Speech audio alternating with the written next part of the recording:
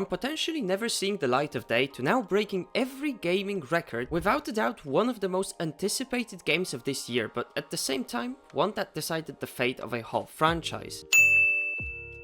To say that BF6 had some pressure on it would be an understatement. Prior to its release, the whole series has found itself in the worst point it's ever been in. Their most recent title would inspire future gems such as Concord, and their other games, despite not completely dead, weren't insanely popular either. Yet the main thing hurting Battlefield was the lack of trust. The trust that their fans lost with the release of 2042. It was now or never. Either they right their wrongs or say bye-bye to this once beloved franchise. But this time, they managed to deliver. If we were to go by just numbers, this video would end right here. The fact that it still averages more than 300,000 players as a $70 game is a crazy achievement. To put that in comparison, that's more than Overwatch 2, Siege's X, and Apex Legends player count combined. Of course, excluding console players, as there still isn't a console player tracker. But numbers aren't everything. Let's move over to some of the key points of every multiplayer shooter, and let's see whether BF6 actually lives up to the hype.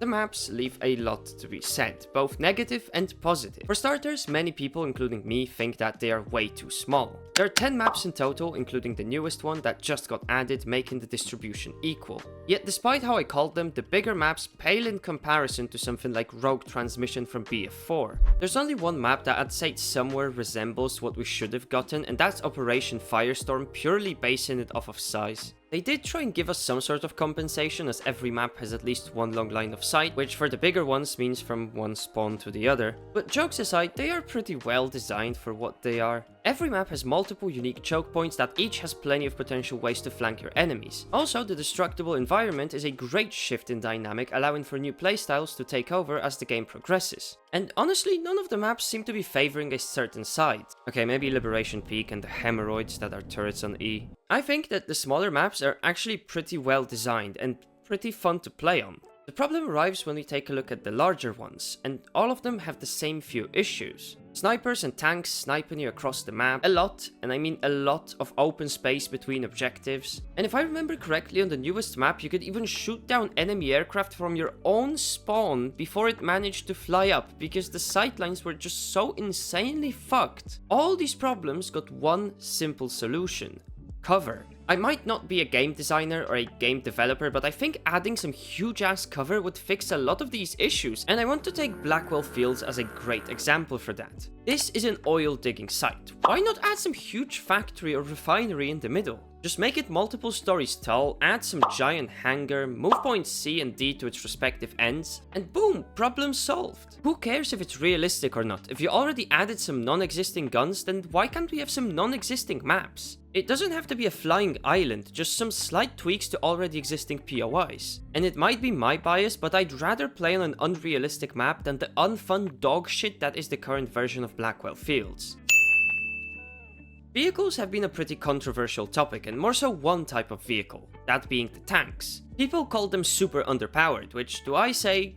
Yeah, that's kinda true. Tanks are indeed weaker, yet there are so for one good reason. See, they got rid of a lot of their counters. Stuff like grenades no longer does damage to tanks, and Assault's launcher deals like a flat 5 damage to every single tank in a game. With the only counters being the Engineer class, these weird rocket launchers scattered throughout the map, Recon C4 and Sledgehammer. Two of those require getting super up close to the tank, and the rocket launchers, yeah, they're just in a terrible position, leaving you super vulnerable to getting shot. I personally really like the way tanks are right now. Prior to that, I felt like I could just get in a tank, drive onto an objective and maul everyone. It now makes for a more punishable vehicle gameplay, but on the other hand, if you don't run an Engineer, you'll get your cheeks clapped maliciously. With more and more players joining the game, there's been a debate whether this feature suits the game or not. Me, myself, I'm not a fan, but I also don't really mind it here. Don't get me wrong, it was god awful in the beginning, with some guns being complete dog ass, but as of Season 1, it's actually gotten a lot better and way more bearable. When it comes to the guns themselves, I feel like the devs did a really good job. After the few weeks the game's been out, I can happily say that there isn't really a meta.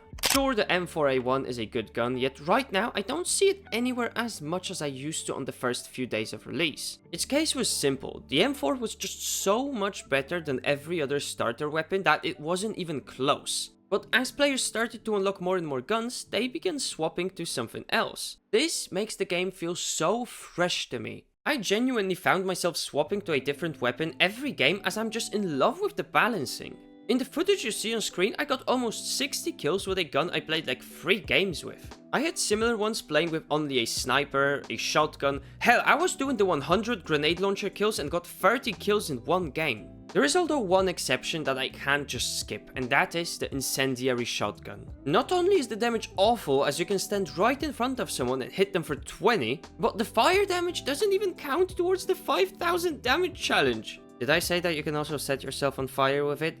Yeah, you can. If I were to compare it to something, I'd say that this thing is as effective as an infertile sperm donor, and I'd still take that guy over this shotgun any day of the week.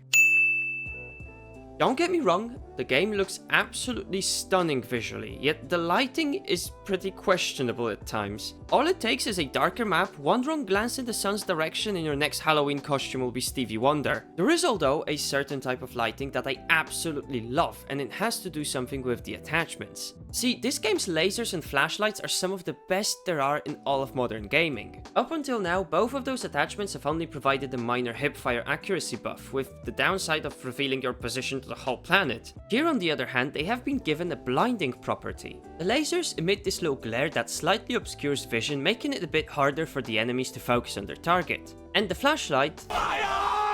Yeah, you're better off turning around, bending over and hoping it's not long. Jokes aside, I think I actually prefer them this way. I'm a type of person that's all for even the smallest things being balanced, and for revealing your position and giving you possibly the biggest disadvantage there should be some fair sort of compensation. You have to take into consideration that people can already see you from a mile away if you rock any of these two attachments, so it's only fair to make them good if even Helen Keller herself could walk up and pre-fire you. The other thing I have to mention is the capacity system that we surely haven't seen in other games before. I really like that it keeps weapon balancing in check, as some of the attachments are super good. For example, combining the best laser and grip can make your gun a hipfire beast, yet it also takes up most of your space, leaving you unable to put on a better sight or a barrel mod.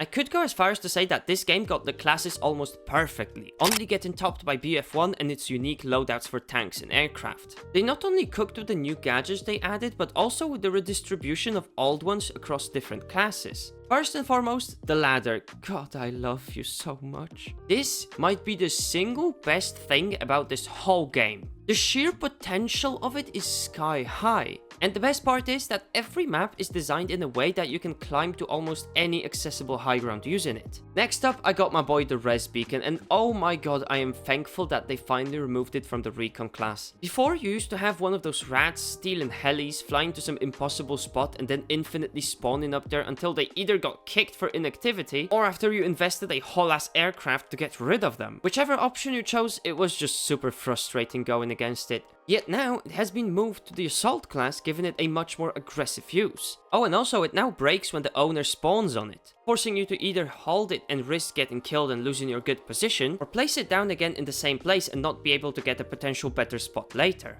I've already talked about the Engineer class, but what about other aspects of the game than just pure destruction? For example, ammo.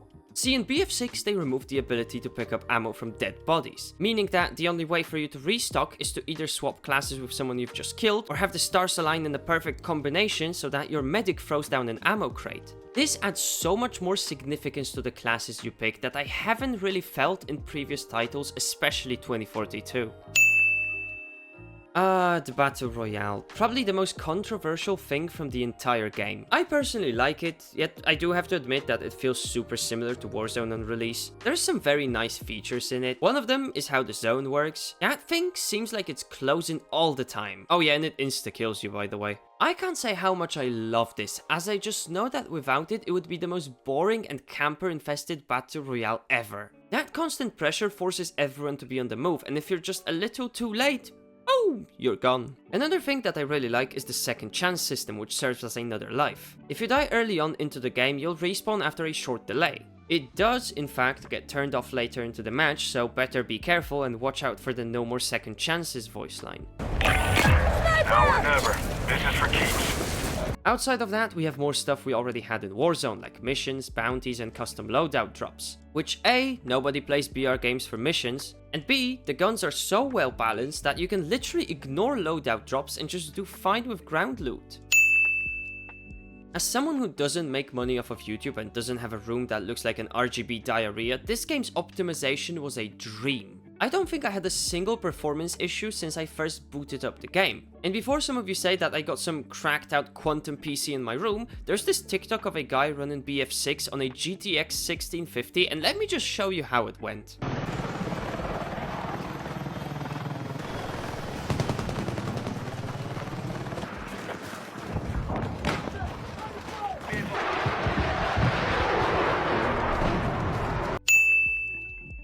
I know that some of you were expecting me to be a little more harsh on this game, as a ton of people are already glazing it left, right and center for absolutely no reason. But honestly, it might be the first time in ages that a developer team is not only transparent with us, but also actively listens and acts accordingly to the community's feedback. The only real point of debate here could be the skins, which in all honesty I don't really mind as I'm just so used to all the neon bullshit in every other game. But when it comes to just Battlefield 6, some of them are really unfitting. On the other hand though, we have these two skins, the Razer collab one and this grinning one that sparked so much controversy that in a span of few days they made the devs take action. The Razer one got toned down to be way more darker than before, and the grinning one has been removed and is currently being reworked as I'm writing this script.